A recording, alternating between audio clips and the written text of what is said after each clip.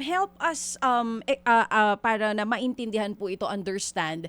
Ito pong sinasabi na recantation daw po ng naging statement ni Henry Alcantara dito nga po sa may kinalaman sa flood control issue. Paano po ba ito makakaapekto sa ginagawang investigasyon ngayon ng ating gobyerno? Malaki po ba ang epekto nito?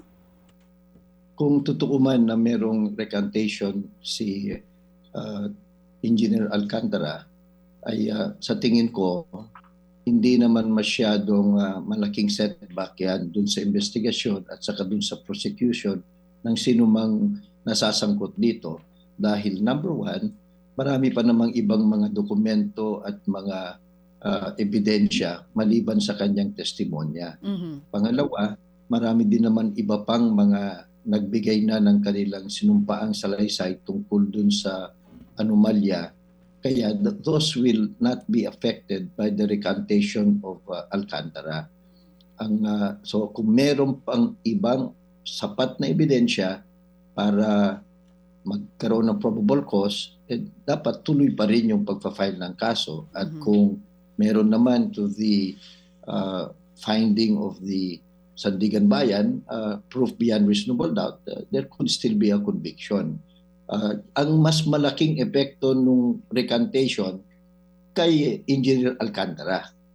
Sapagkat kung sasabihin niya ngayon na hindi totoo yung mga unang sinabi niya dun sa kanyang mga written sinumpang salaysay at hindi totoo yung kanyang pinagsasabi sa Senado, malaking kaso yan sa kanya. Perjury ho yan, yung lying under oath, at saka contemptuous behavior din ho yan kung nagsisinungaling ka sa Senado, at perjury din ho yan kasi under oath din yung kanyang testimonya.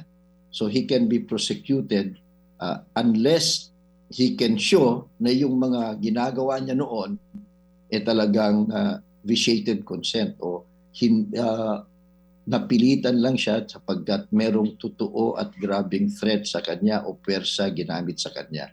Oo. Pero nakita naman natin, Senate hearing yan. Wala namang siyang sinasabing ganyan noon. So, mahihirapan siguro siya. Mga kapatid, brothers and sisters, saan ka pa? Dito na tayo sa totoo.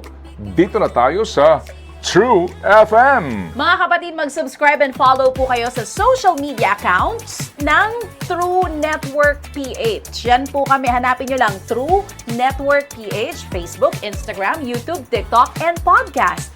Mapa Apple or Spotify man yan, mahahanap nyo kami. Lahat ng mga napapanood at napapakinggan nyo po sa programa, nasa social media accounts namin yan. So, paano mga kapatid? See you sa social media!